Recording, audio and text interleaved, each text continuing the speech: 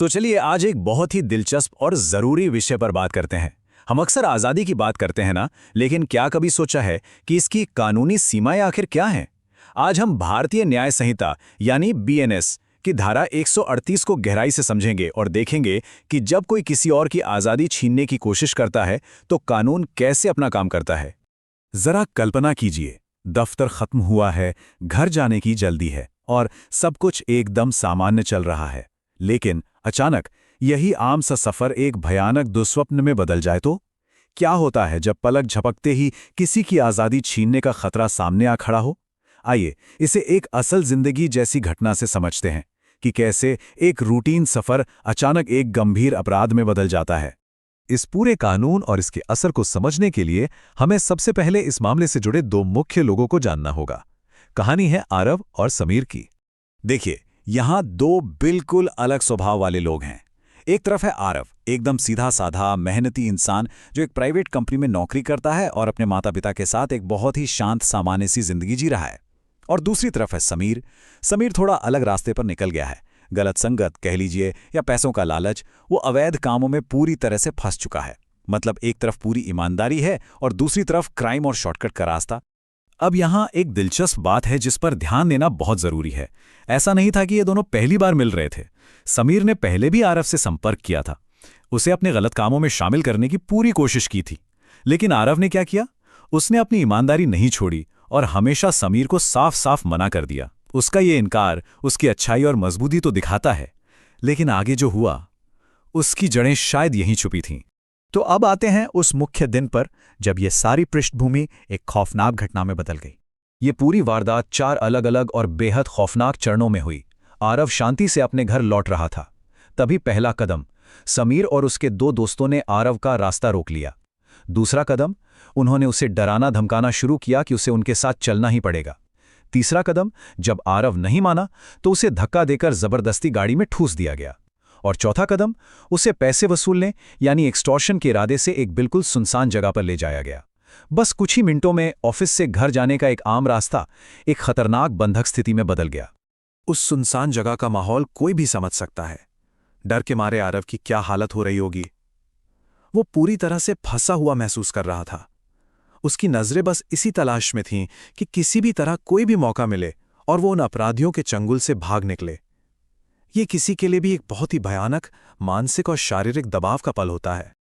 लेकिन कहते हैं ना, कभी कभी किस्मत सही समय पर साथ दे देती है। यहां से कहानी में एक बहुत ही सकारात्मक और तेज मोड़ आता है। हुआ यूं कि वहां पास से ही पुलिस की एक गश्ती टीम गुजर रही थी।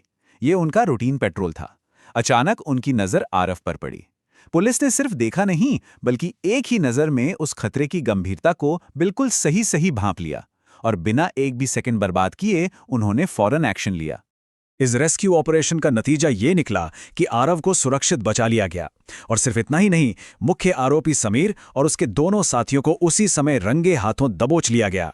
तो सबसे खास बात यह है कि पुलिस की इस फुर्ती और सतर्कता ने न सिर्फ एक बेगुनाह की जान बचाई, बल्कि अपराधियों को तुरंत कानून की गिरफ्त में भी ला खड़ा किया। अब जब आरव सुरक्षित है और अपराधी पकड़े जा चुके हैं, तो चलिए अब हम इस घटना को पूरी तरह से कानूनी चश्मे से देखते हैं। भारतीय न्याय संहिता यानी बीएनएस के तहत इस पूरे घटनाक्रम को अपहरण की श्रेणी में रखा जाता है, जिसे धारा 138 स्पष्ट करती है। इसका सीधा सा मतलब है, जब किसी इंसान को धमकी, ताकत या धोखे का इस्तेमाल करके एक जगह से दूसरी जगह जाने के लिए मजबूर किया जाए और उसकी आज़ादी छीन ली जाए, तो कानूनी तौर पर वो अपहरण है। ये जानना बहुत दिलचस्प है कि समीर की हरकतें इस कानून के मापदंडों पर कैसे एकदम सटीक बैठती हैं। ध्यान दीजिए, पहला, आरव को जबरदस्ती एक नई जगह ले जाया गया। दूसरा, उसे डराया गया और धक्का मुक्की यानी शारीरिक बल का प्रयोग हुआ। तीसरा, इरादा बिल्कुल साफ था, पैसे वसूलने का धोखा। और सबसे आखिरी बात, आरव की व्यक्तिगत आज़ादी को पूरी तरह से छीन लिया गया था। ये चारों बातें साबित करती हैं कि यहाँ अपहरण का पूरा मामला बनता है। अब सवाल उठता है कि अगर कोई ऐसा करता है तो कानून उसे क्या सजा देता है। देखिए, इस तरह के गंभीर अपराध के परिणाम बहुत ही सख्त होते हैं। दोषी को अदालत द्वारा तय की गई एक लंबी जेल की सजा हो सकती है, या फिर उस पर भारी आर्थिक जुर्माना लगाया जा सकता है, लेकिन सबसे अहम बात यह है कि अदालत के पास ये पूरा अधिकार है कि वो अपराध की गंभीरता को देखते हुए जेल और जुर्माना दोनों की सजा एक साथ दे सकती है। ये फैसला पूरी तरह से अदालत के विवेक पर निर्भर करता है। इस पूरे मामले और कानून को समझने के बाद आइए थोड़ा पीछे हटकर बड़ी तस्वीर को देखते हैं कि ये सब हमारे लिए क्यों मायने रखता है। सच तो ये है कि कानून सिर्फ किताबों में लिखे हुए कुछ शब्द नहीं हैं, ये एक बहुत ही मजबूत अदृश्य ढाल की तरह काम करते हैं। ये ढाल हर इंसान की आज़ादी और सुरक्षा की गारंटी देती है। कोई भी किसी को भी उसकी मर्जी या सहमति के बिना कहीं भी ले जाने का हक नहीं रखता। यही हमारे कानून की सबसे बड़ी ताकत है। तो अंत में एक बड़ा सवाल हम सभी के सामने है। जब हमें बीएनएस धारा 138 जैसे अधिकारों की इतनी गहरी समझ हो जाती है, तो व्यक्तिगत स्वतंत्रता को देखने और उसे बचाने का हमारा नजरिया कैसे बदलता है, सोचकर देखिए। जब समाज अपने अधिकारों के प्रति जागरूक होता है, तभी वो अपनी आज़ादी की रक्षा भी कर पाता है। तो बस आज के इस विश्लेषण में इतना ही। जागरूक रहें, अपने अधिकारों को जानें और सुरक्षित रहें।